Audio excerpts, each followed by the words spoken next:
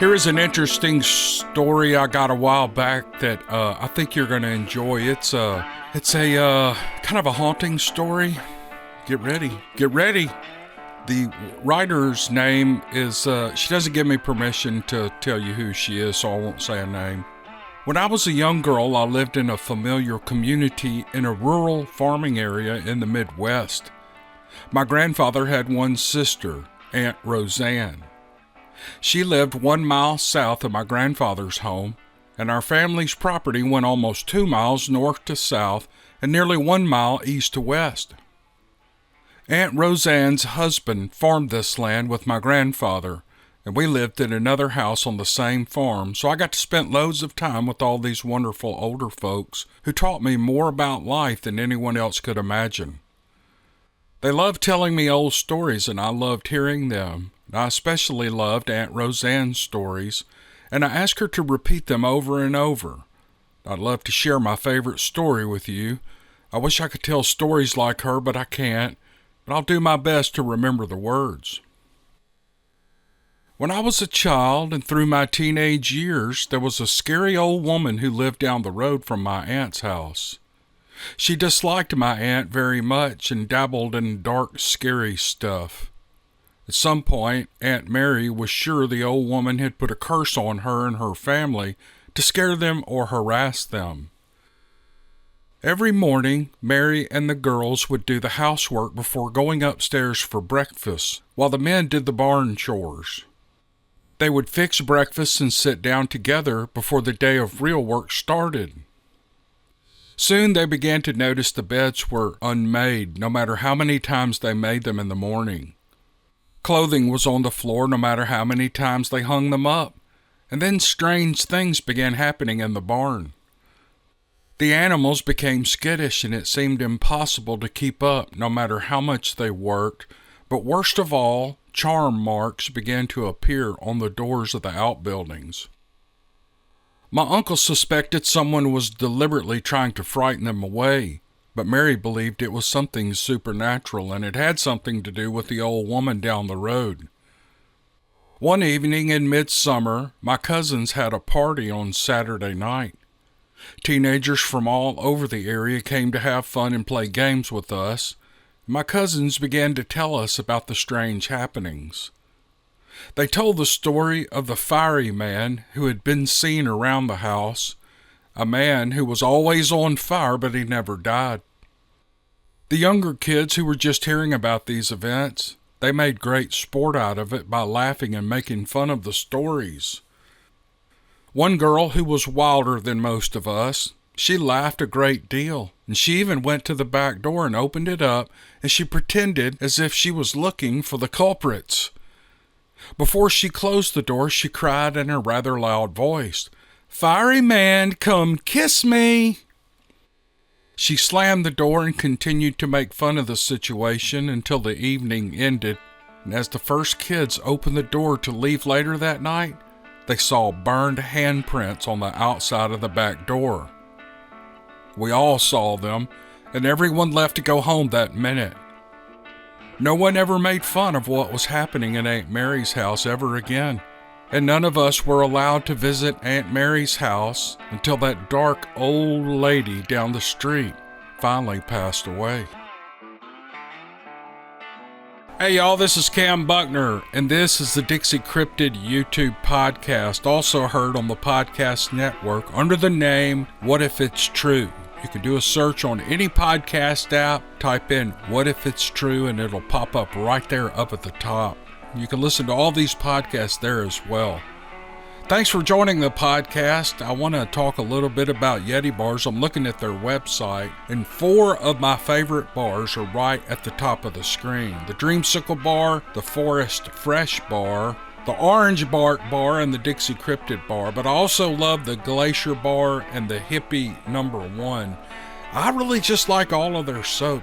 This Forest Fresh bar, oh my gosh, I just ordered 11 bars of that. It cost me $77, less the discount I used when I used the code at checkout, DC10. It works out to a little under $70, free shipping, And the soap bars last about 2 weeks, and so I figure my soap is costing me $3.16 a week. Now, I could go to Walmart and buy 20 bars of Irish Spring for $5. I could do that. But I would just smell like Irish Spring. I wouldn't smell like anything special. This Forest Fresh bar, y'all, is awesome. It's like a pine tar, pine cedar kind of smell. It's one of the best scents out there for soaps. Go check them out. YetiBars.net, Yeti Bars on Facebook. Use the code DC10 at checkout and get a 10% discount right there. Anything over $75 is free shipping. Make a big order. Get that soap coming to you and stock up for a few months. Hey, welcome to the podcast. I think you're going to enjoy this. No more yakking. Let's jump right into it. All right, here we go.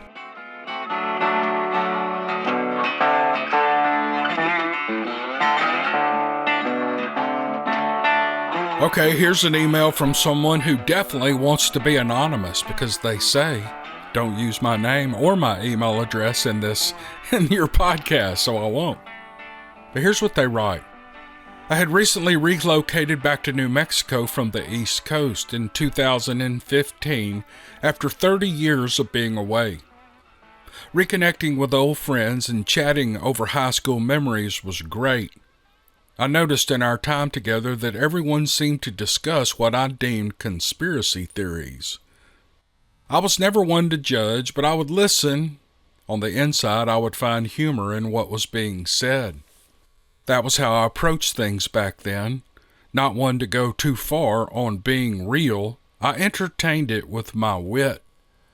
I was not one who did the sci-fi thing either or watched Star Trek type shows. We all know what New Mexico is known for, but that was not my thing then. 4 months of settling back into desert life, and I was outside at night and I saw these two lights off in the sky moving around each other. Almost like the two were playing, is how I took it. I watched for a few minutes and decided to grab some pictures and a video so I could show my conspiracy theory friends as I chuckled, but I wanted the inclusion to be honest. I went inside to see what I had captured on film, and the two dots in the sky far off weren't worthy of sharing, and in trying to edit I must have turned on my flash accidentally. I wanted to try again, so I headed back out to get more evidence. Luckily, they were still out there and still, what I called playing, moving around each other and chasing each other, but it was apparent two lights separated from each were moving. I pointed my phone at the sky and I went to snap a photo, and my flash went off, pointing at these lights, and then they stopped. I was busted, and I ran inside laughing to myself that I had been caught. But really, in my mind, I guess I didn't think anything more than just a coincidence that they had stopped. It wasn't more than a few minutes, and I mustered up the nerve to go back out and try again after turning off the flash on my phone's camera. And I walked outside, and under the street light, I saw something strange. It looked like there were 5 baseball-sized shiny objects under the light. I rubbed my eyes thinking that I was just seeing starbursts of metal, and I quickly dismissed that idea so I could get more pictures.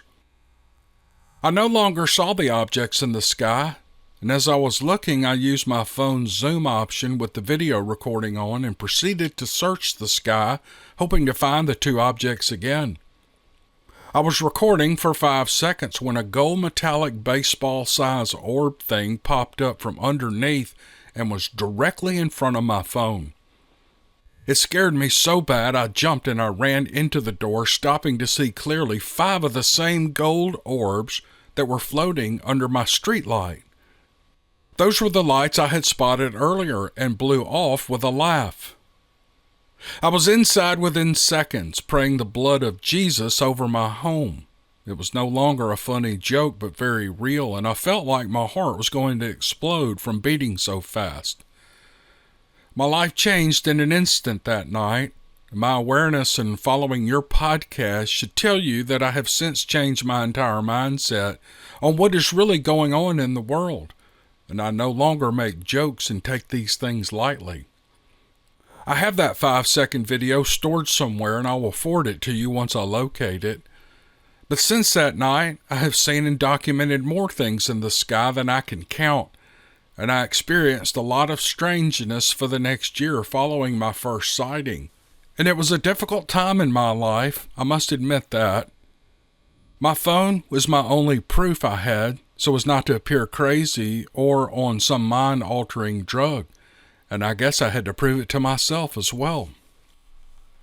I learned later that I could not tell those closest to me about this event because 40 years of solid, well-respected, and sound-minded friendship became distance and a doubting of credibility took its place.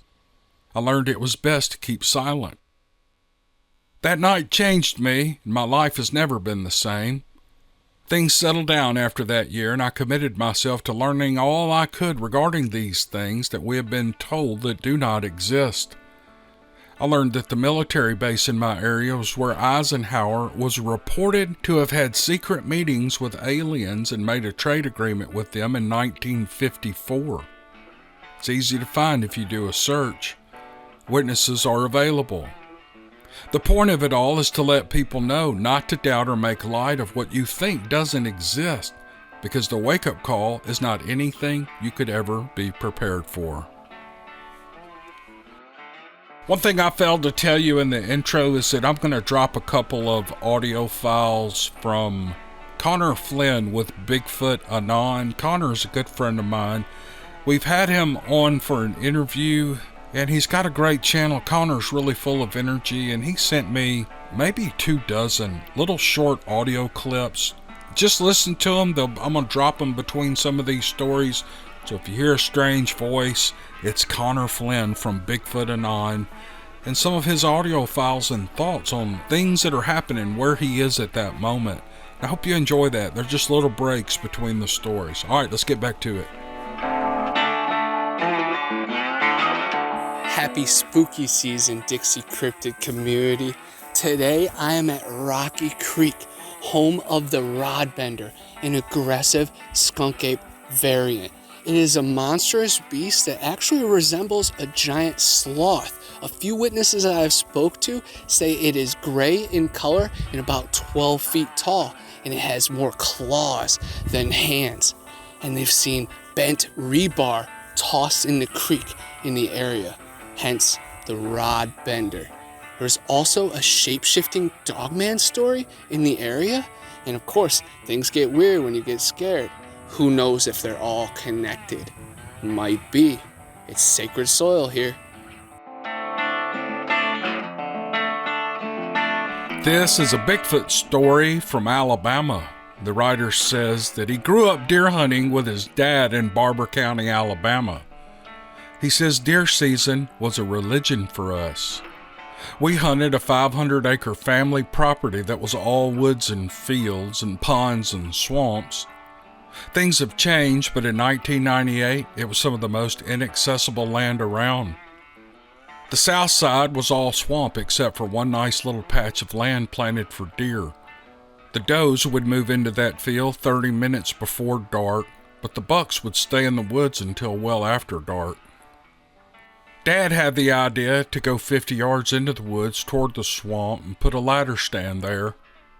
He had a lot of luck hunting from that stand, but I wasn't so fortunate. Finally, I decided to take a portable climbing stand and go deeper toward that swamp than Dad's stand, and I found a great spot that was close enough to the swamp to hear anything moving through the water, and a good view of the clearings near the swamp where I could get a clean shot. One afternoon in early January, I snuck into the stand at 1:30 in the afternoon. I hunted my way in, like Dad always taught me. Typical of Alabama weather, it was in the 50s when I went in, but I knew it would drop into the 30s once the sun went down. There was no wind, plus being up 20 feet, I didn't have to worry about my scent. I saw birds and squirrels, and other than that, everything was quiet. There was a tension in the air that seemed to deepen as the day went on. The closer it got to dark, the fewer animal noises I heard, and the more my emotions began to turn melancholy, and it was as if nature itself was sad. At dusk, I heard something coming through the swamp. It was 40 yards behind and to the east of my stand. It was the unmistakable sound of walking, or should I say waiting and crying. Waiting and crying? Was someone lost? Well, I turned to look. I didn't see a beam of light of a flashlight. A hunter would have had a flashlight, right? I was certain that I was the only person anywhere near that swamp on either side of the property. And who in their right mind would be this far out in the woods, swishing through the swamp without a flashlight and crying? If not a person, what was it? It wasn't a beaver. They don't make noise unless they're scared, and they certainly don't cry. It wasn't weasels, and it wasn't a deer, so it had to be a person. And when a human walks through water, our steps make an alternating swishing sound, and that's the sound I was hearing. And again, it was crying. It was very still and quiet that day, and there was nothing else to distort the sound. The cry I heard was anguish, and it was mixed with some kind of unintelligible words. It was like someone who could not hear properly to form their words correctly, but who had experienced a great loss, and I felt its loss as I heard it. And I didn't want to yell out and intrude. I just wanted to shrink away. Finally, it was night, and with it, an overwhelming sense of dread. And except for the creature, all was silent and still. And I sat there frozen as tears of compassion ran down my face. It passed behind me and to my left, and its steps swished slowly through the water as it continued to cry and express its grief in some guttural language that I could not understand. It was the funeral procession of a single soul. Eventually it moved out of hearing range, but I continued to sit there for over an hour. I was overwhelmed by my own grief.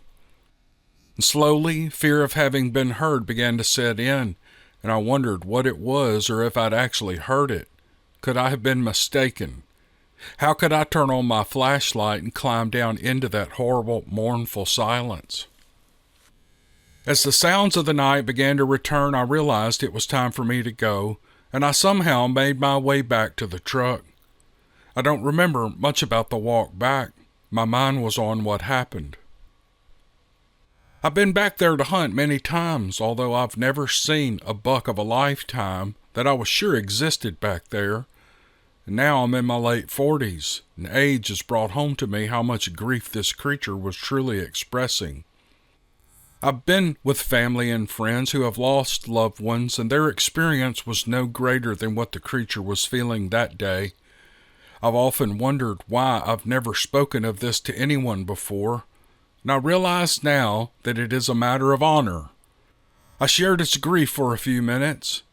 I felt it disrespectful to talk about it. And even now, as I remember and re-embrace that day, the tears come to my eyes at the memory. Nothing in those woods could wade through the swamp water like a person. No person could move through that swamp without a flashlight. And nothing in those woods would cry like a person. Nothing could bring me to the depths of sympathy I felt that day except a person. Well, I think something did. The House in the Woods. It was the summer of 1985 when we found the house in the woods. My friend and I decided to backpack in near his house in the Missouri countryside. We were both armed, I with a 12-gauge shotgun and Rich with a Ruger 10/22 semi-auto rifle. We figured on shooting a squirrel or two while we were hiking. We must have walked a couple of miles when we cut across this old, overgrown trail in the woods. It was still early in the day and we hadn't had any luck with the squirrels, so we thought we might explore the trail. That was the entire point of the expedition anyway, to check out the land in the area.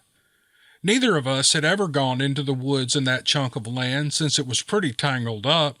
Not an easy place to hike, but we figured that deer and squirrel would be plentiful.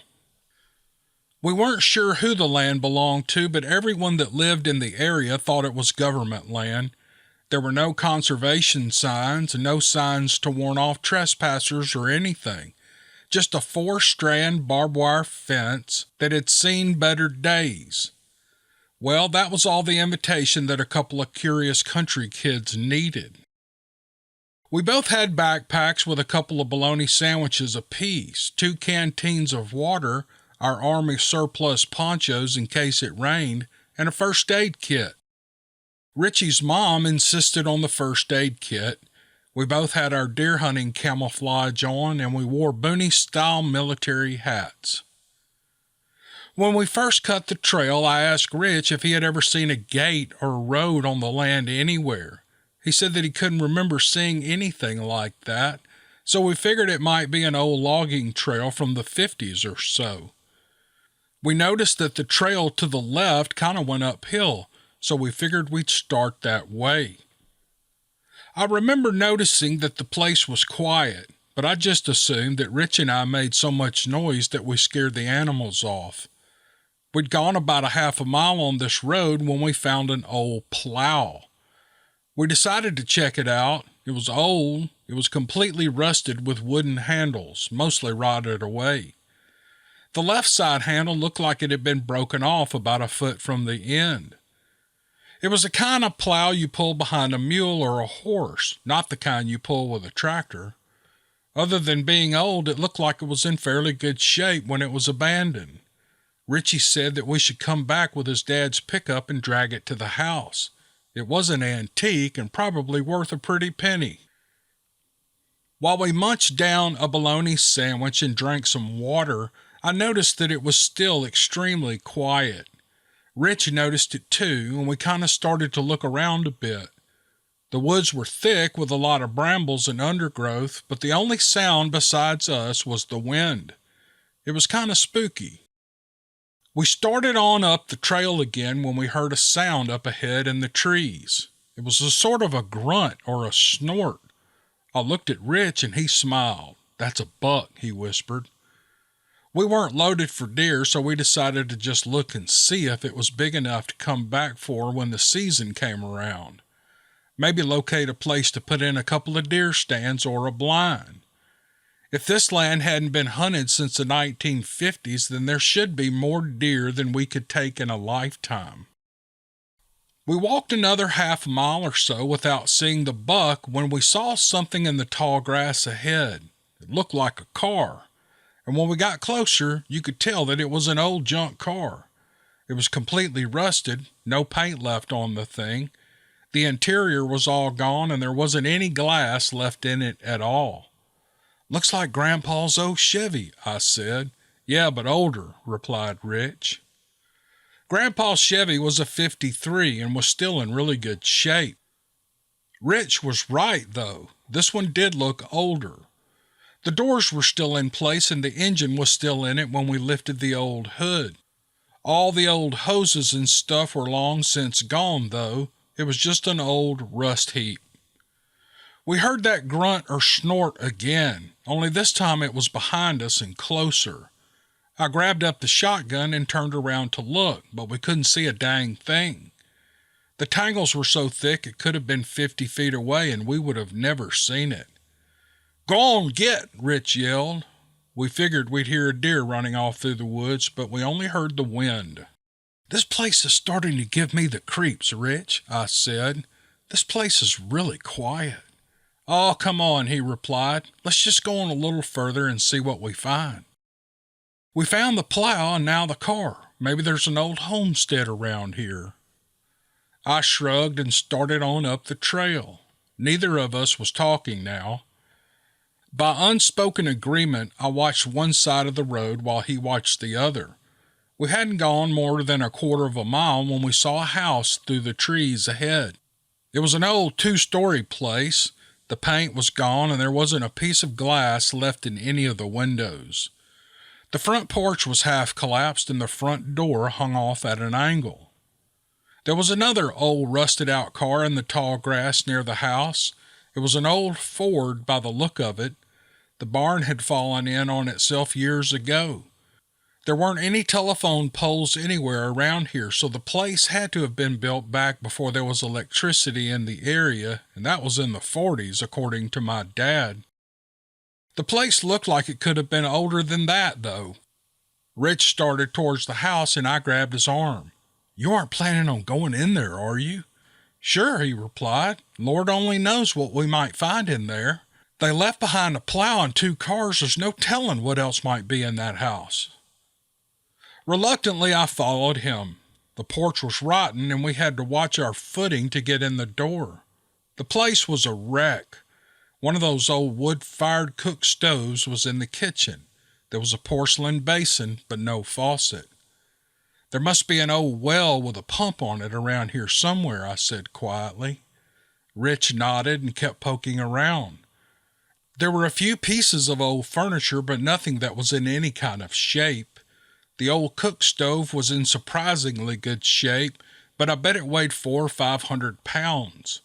It was cast iron. We weren't going to be able to move it without a truck and several strong men. In one room was some animal scat. It was big and in piles. What kind of animal dropped that? I asked. That's way too big for a coon or a coyote.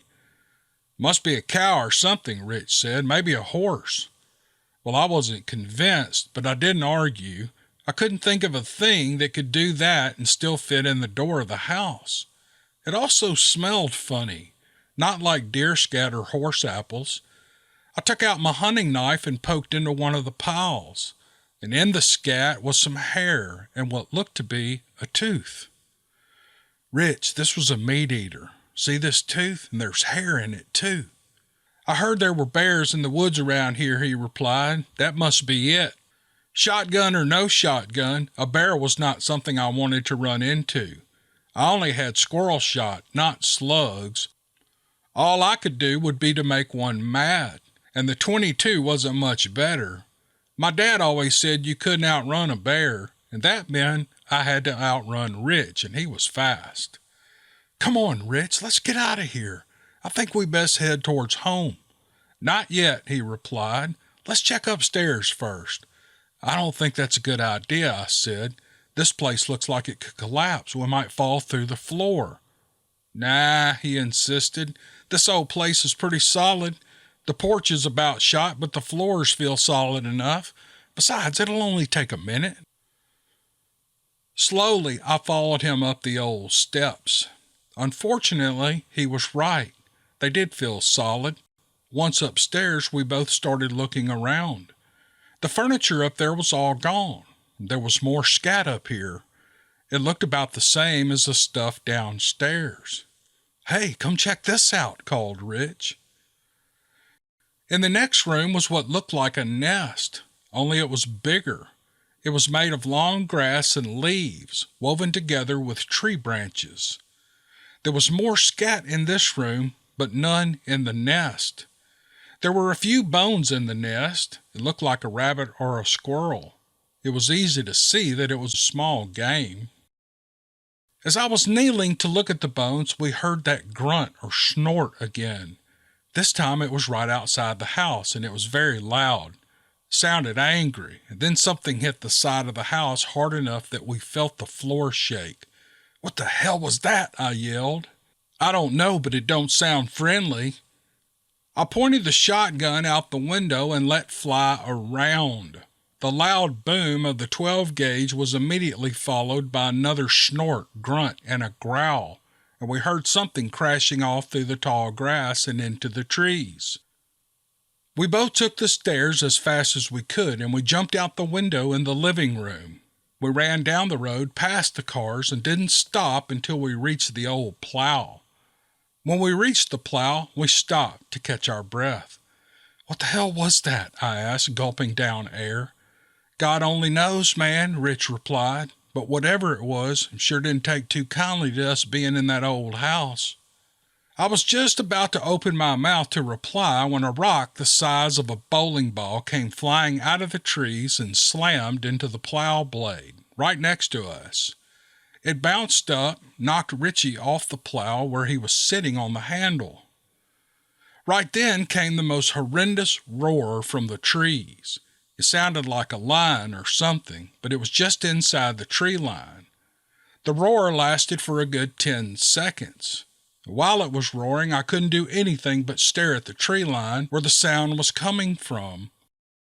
And when it stopped, I grabbed Rich and pulled him to his feet. Can you walk? I asked. Hell no, he replied. I can run, though. About that time, there came a noise in the trees like something was tearing up the brush. Limbs were breaking and cracking. Rich leveled his .22 at the area and fired off 3 rounds. The sharp crack of the rounds going off must have scared it because the sound stopped and we could hear something tearing off through the trees. We took off like rabbits, heading for the spot where we could cut the trail. It didn't take long to make it. We stopped there because neither of us was in any hurry to go into the trees. We were going to have to go through the woods for a couple of miles to get back home. We listened for any sounds or signs of whatever the hell we'd heard back at the plow. After a couple of minutes, when we hadn't heard anything, we decided to go for it. Just as we were entering the trees, we heard a sound from back towards the plow. It sounded like someone banging on wood against wood. It knocked 3 times. After a couple of seconds, we heard it again, only from the other side of us, deeper in the trees. And by this point, we were so scared out of our minds that we couldn't even talk to each other. I've been in and out of the woods my entire life, and I'd never experienced anything like this, and neither had Rich. We kept up as quick a pace as we could in the thick underbrush. We hadn't gone far when we heard that roar again, and it was close. I pointed my 12-gauge in that direction and I fired off a round. The boom of the shotgun was almost deafening in the thick woods. Instead of it running off like before, it roared again and started throwing tree branches at us. Rich and I got a good look at it, but just for a few seconds. It was about 30 yards away and it looked like a big man. Only he was covered in black hair from head to foot. The face looked more like a gorilla than a man. It had black skin and not much of a neck to speak of. The head looked kind of pointed, not like a cone or anything, just like it sloped back towards the back of the head, kind of like the hood on a poncho. And it was big, too. It had to have been close to 7 feet tall and had a huge chest and arms, like a bodybuilder or something. Rich fired at it with the .22, and we're sure he hit it because it grunted and disappeared into the trees. But there wasn't any sound of it running off, so we knew it had just taken cover. About that time, we started getting branches tossed at us from the other side. Without even looking, I fired off the shotgun that way, and we heard whatever it was crashing into the thicker trees. Rich and I decided that it would be a good idea to move a little faster. This went on for quite a bit, with one side tossing rocks or sticks until we fired off our guns. And then it would come from the other side. "They're trying to get us to run out of ammo," Rich yelled. I knew he was right, and it was working. I was down to about 5 rounds left for the shotgun, and Rich had 2 more magazines for the .22, and we were close to panicking. We knew we had to be close to the fence where we had come onto the property in the first place, and we decided to make a break for it. I fired one way and he fired the other way, and we started running. Instead of them running away, it sounded like they were running after us. Looking back at it now, I think they knew we were close to getting away. The undergrowth was thick, and we knew that they could be right on top of us before we could see them, so we just started firing blind. He emptied the magazine of the .22, and I was pumping in my 4th round into the chamber when we saw the fence. Rich dove over it and came up to his feet. I wasn't much of a jumper, so I got ready to climb through or over. The crashing was right behind us. I tossed the shotgun over the fence to Rich, and he shouldered it and aimed behind me. I could see the look of terror on his face.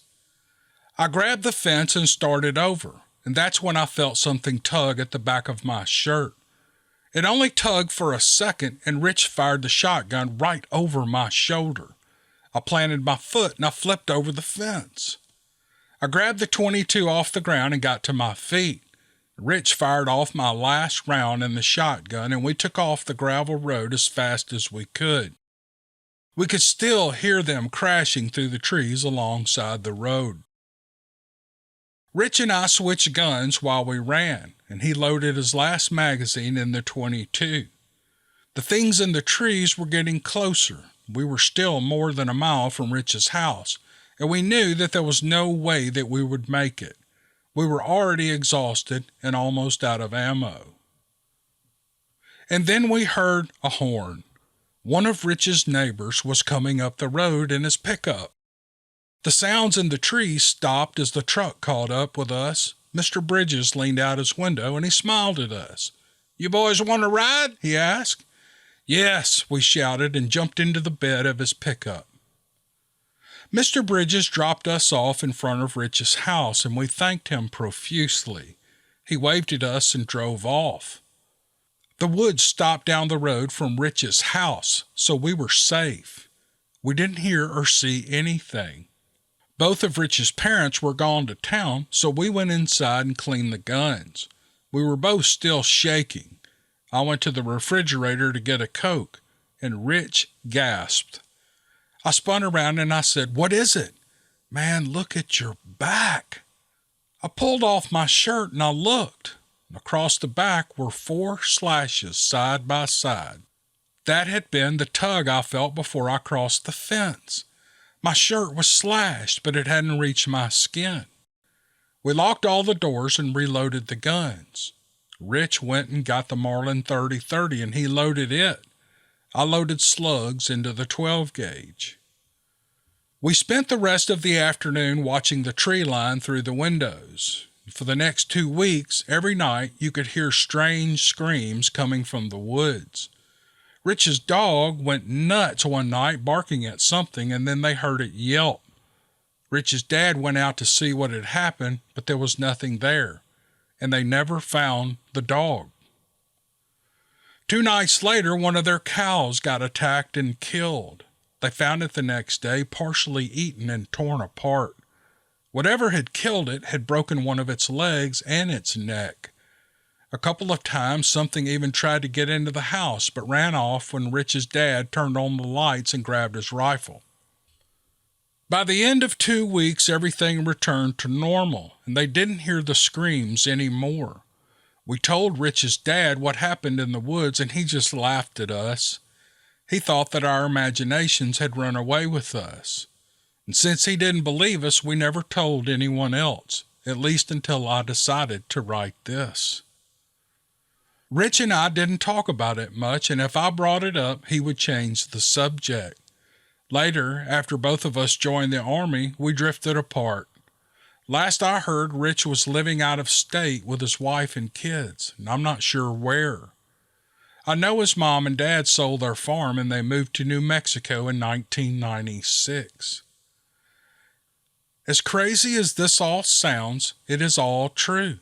The only thing I changed was the names of the people involved because I don't want to reveal their real names without permission. I have no idea how to find them to ask. I never went back into those woods again, not even with Rich and with better weapons. I'm not sure that I would go back there even now. It scared me that bad, and I don't scare easily. Even though that was almost 35 years ago, I remember it like it was yesterday. If I live to be 100, I will never forget it. Whatever those things were, they lived in that old house. I honestly feel that they were trying to kill us. I often wonder if they didn't kill the people who lived in that house all those years ago. One of those old cast iron stoves wasn't something people in those days just tossed aside. They were expensive to buy, and that one was in good shape, even in 1985. If we hadn't been armed, I think that neither of us would have made it out of the woods alive. That thing I saw that day was no bear. Bears don't have hands and don't walk like that on 2 legs. Whatever it was, it damn sure wasn't friendly. I've read about the legends of Bigfoot, and that is the only thing that fits the thing we saw. If it was a Bigfoot, then it sure wasn't some gentle giant of the woods like some people try to make it out to be. This thing was dangerous. I think that the only thing that kept it at bay was our guns. And I still say that they were trying to make us run out of ammo that day. If Mr. Bridges hadn't come along, we wouldn't have made it home. And we were lucky. I guess that's why I don't want to go back. Why would I push my luck?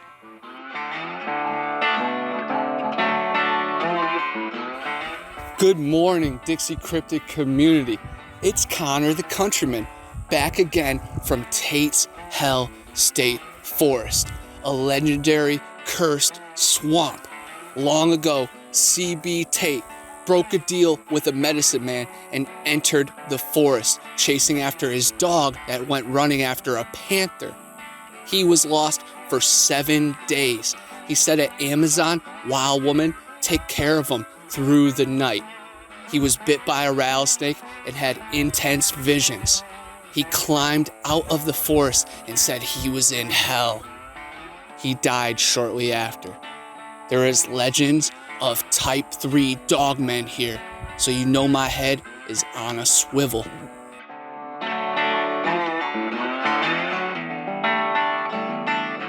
Okay, if you follow this podcast for any amount of time, you know that about once every 3 or 4 months I get an email from someone who, it's not necessarily a story, it's their take on Bigfoot or UFOs or whatever. And the ones that I find interesting, or they have something new to say, sometimes I'll stop and share those, and I've got one of those now. So a lot of what you hear, this is kind of a lengthy email, but a lot of what you hear will be, some of it you've heard before, but as we get to the end, I think you're going to be surprised at what the man tells us. But first, listen to where he works and what he does, and it should build a little bit of trust in this guy. So let's just jump into it. He says, "My name is William. This is a pseudonym that I wish to use as a form of personal protection. I'm from Lake City, Florida, and I enjoy listening to your YouTube channel, all the various encounters, etc. I also appreciate your candor and reluctance in sharing private contact info.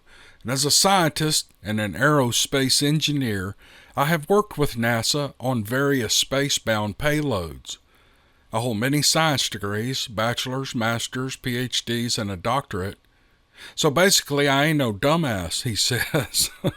"I'm also collaborating with Elon Musk on some of his current projects. So as you can see, this is why I'm using a pseudonym. Because what I'm about to share with you are my personal observations concerning the skunk ape, Bigfoot, Sasquatch. My sources are all over the internet, and I'm sharing my observations not for fame or notoriety, but simply to help you if it can." Well, if you're, maybe I shouldn't have read this. If you're just talking about stuff that's already on the internet, look, just let me get through this, because at the end, I think you're going to find this interesting. But if he's just spouting stuff from the internet, it's stuff everybody's heard before. But let's go on and see if we can find some nuggets of interest in this.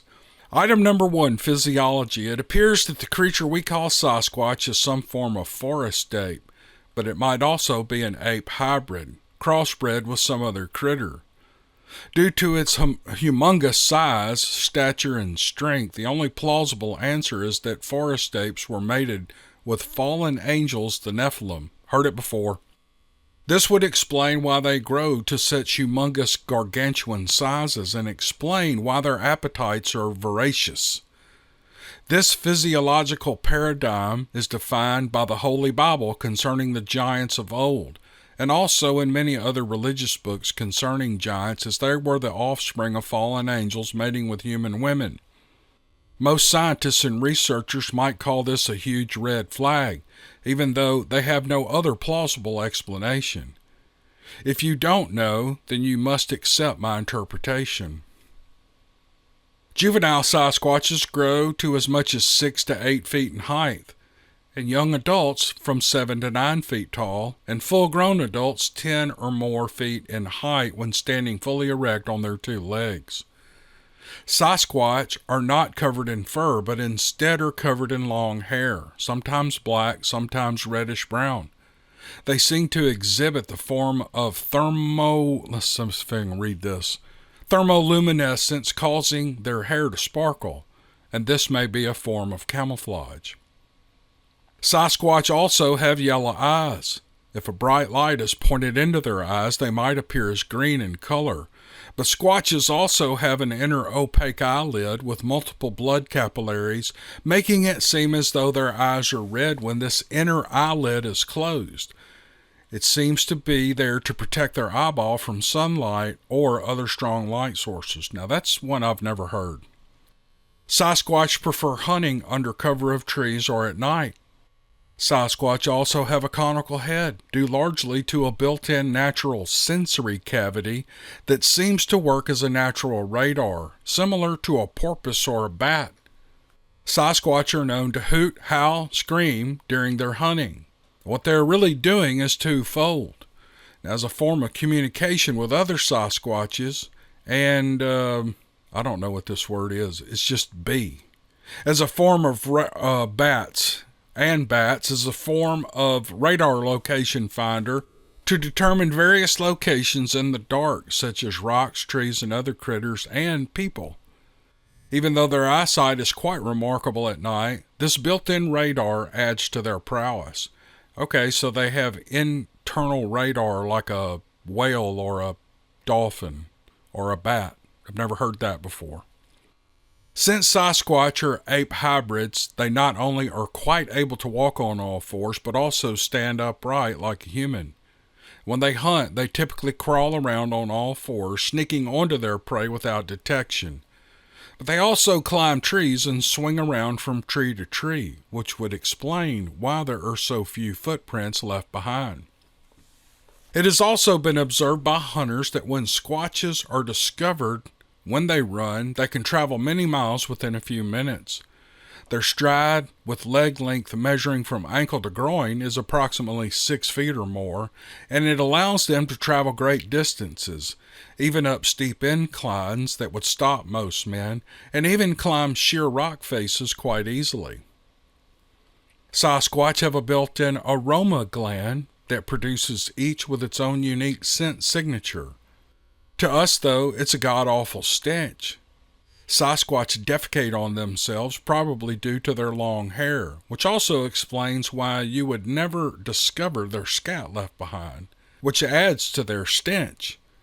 To me, they smell like the worst sewage ever, plus burnt rubber smell, very similar to a skunk, hence the term skunk ape. Their stench is unmistakable, but oftentimes they have no noticeable aroma, probably after swimming through water. Yes, they do swim. Due to their size, they are known to be extremely powerful and able to pull entire tree root systems completely out of the ground, with the tree trunk still attached. Many people have reported hearing Sasquatch running through forests, knocking over trees as though they are a bulldozer. Okay, now he gets into their food, and this is kind of interesting. Apes are herbivores. Sasquatch are omnivores. They eat everything they can get their hands on. Vegetables, fruit, berries, grubs, badgers, platypus, skunks, possum, polecats, snakes, turtles, and large birds, such as vultures, eagles, and raptors. And they also eat deer, mule, deer, elk, bull elk, moose, bison, cows, bears, wild boar, bighorn sheep, fish, crawfish, just about anything edible. Typically, when they enter an area, they eat everything within their reach. And when they deplete the primary food sources, they turn to hunting and eating humans. Case in point, every year many thousands of people disappear in our national parks. Perhaps the reason why it is. It has been said mostly as a funny anecdote that Sasquatch eat their dead. Well, that is absolutely true. Only one skeleton has ever been found. Really, I didn't know that. I didn't know there's a Sasquatch skeleton somewhere. It has also been reported, mostly among cattle mutilations, that the cow's intestines were removed, leaving the meat. Sasquatch love eating the intestines. There was a report not too long ago here in Florida by some travelers stopped in a rest area from a roadway that skirted a swamp location, and the report was from a woman observer telling that she saw a hairy man running naked through the swamp, seemingly hunting and killing multiple pigs and a deer. Another male observer reported he witnessed the same thing. except the naked hairy man was breaking the legs of the wild boar and deer. The naked hairy man was observed from a distance of 2,000 yards away. That is a long, long way. That's 6,000 feet. That's over a mile. That's 800 feet farther than a mile. I don't know how anyone can see anything in any kind of detail from a mile, 1.25 miles away. I really don't. Maybe with field glasses. Maybe they could, but not with the naked eye. Sorry. Defense. Most of the time, Sasquatch test their prey by doing tree peeking. That is peeking around a tree trunk to observe whomever or whatever they're tracking. Oftentimes, they will also throw rocks or pebbles and also knock on hollow tree trunks to communicate with other Sasquatches. If you are hunting alone and you experience a Sasquatch tree peeking, run like hell and get out of there as fast as you can. Sasquatch hunt in packs of 3 or 4, usually with a juvenile to teach them how to hunt. If you experience seeing a Sasquatch while you're out in the wild, chances are there are 2 or 3 more encircling you or sneaking up on you. According to a government source, the only good firearm that can drop a squatch are large caliber rifles such as a 50 caliber Barrett sniper rifle. A .308 might work with a 185 grain bullet. Even a 7mm or an AK NATO round, 7.62, only with multiple shots, and aiming for their torso will only make them mad. Instead, aim for their head. 1 shot, 1 kill. Handguns don't do shit, he says, but shotguns can slow them down. Shooting smaller caliber rifles such as an AR-15 with a 5.56 won't do anything to stop them. I think we need to consult Steve Lilly on this. He may have some information. Many people have reported living in peace and harmony along with Sasquatch and have reported them as being mostly peaceful. Don't be an idiot, the writer says. These creatures will win your trust, and then when you least expect it, they will kidnap you and kill you, and they will eat you. Primates, no matter what size, can be extremely dangerous. Case in point, who would have ever thought that a chimpanzee had the strength to rip your face off in one swift move? And yet that's exactly what happened to one woman who was holding the chimp like her pet or a baby. If a chimp can rip your whole face off, just imagine what a Sasquatch can do. Sasquatch were once listed in the U.S. Army Field Survival Manual as an animal that you should steer clear of.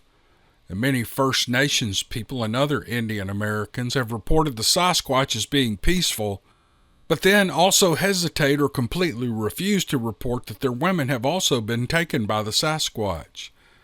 And with that being said, I want to tell you that the story you shared once already, as it has been told in the video, a savage Bigfoot clan hunted in BC, Canada. I will end screen that video. It'll come up here in just a minute. So you'll see it pop up on the screen when the podcast ends, just in a couple of minutes. He says, that story is true. Starting at 3607, the timestamp, there may have been some things omitted or changed, but the event really did happen according to some government insiders who told me their version of the same event. Please trust me when I tell you, some may appear to be hunting alone, but always hunt with other Bigfoot critters. Again, I must reiterate, Sasquatch are extremely dangerous monsters. Be very cautious and careful around them. God bless and best regards, and he signs William. Sometimes these are real interesting. The last paragraph about that savage Bigfoot clan hunted in BC, Canada. You can watch that video if you just hang on to the end and click on it. He says that's true, and he knows people who have shared the same story with him with a few details changing. So that's real interesting. A lot of this stuff, I don't know. I'm real skeptical about. I think he's gathering a lot of information and taking, he's probably keeping a journal or, some statistics like, this Sasquatch was 6 to 8 feet tall. It had red-brown hair, blah, blah, it ate this, it chased me. If you take enough of those, you'll get a pattern, if these things exist, what their behavior's like. And I think that's based on word of mouth, that's not a bad way to kind of get a broad picture of what these things are and what their temperaments are. And this man may be right. And I stopped a few times, and I'm not sounding flippant. I'm just saying, like the witnesses who saw the Sasquatches breaking pig legs over 2,000 yards away. Like I said, that's a 1.25 miles. I can't see what something is doing in detail from 500 yards. I can't see it. Even with my glasses on, my eyesight's kind of gotten worse as I've gotten older, but I can't make out what a deer's doing. If it's eating leaves off a limb, if it's raking its horns on, you can't tell. You can't tell when they're that far away. So anyway, the point is that I wasn't being critical of this man. I was being a little skeptical of these witnesses' accounts of these things 2,000 yards away. And there were some other things in this that I don't really buy. And there's some things in here that make perfect sense to me. So that's what these are for. Pick out things you like, pick out things you don't like. You don't have to argue about it. Nobody needs to hate each other because they disagree about an animal that we don't even have a really good picture of. It's just stuff to think about, stuff to think about. All right, I think that's going to wind us up on this podcast. Before I end here, if you're still listening, I think one of my last podcasts, I made mention that I was out of work, and since then I have gotten a ton of comments and emails, and I think you guys, all I said was that I ran out of work. I didn't say I was laid off or that I lost my job or that I was in a bad way. I did say I think we're in a recession because I'm seeing, at least on my end, work slow down, but I've talked to other guys in my industry and they're busy as hell. They're just running wide open. So I don't really know what's going on, but and thank the people for mentioning that I should start a Patreon account and maybe throw up a paywall on those are great. That's great advice. And a lot of people do that, but I don't want to do that because I don't want to charge you for these stories. I don't want your money. I want YouTube's money. I don't want your money. I want YouTube's ad money, and I want other advertisers' money.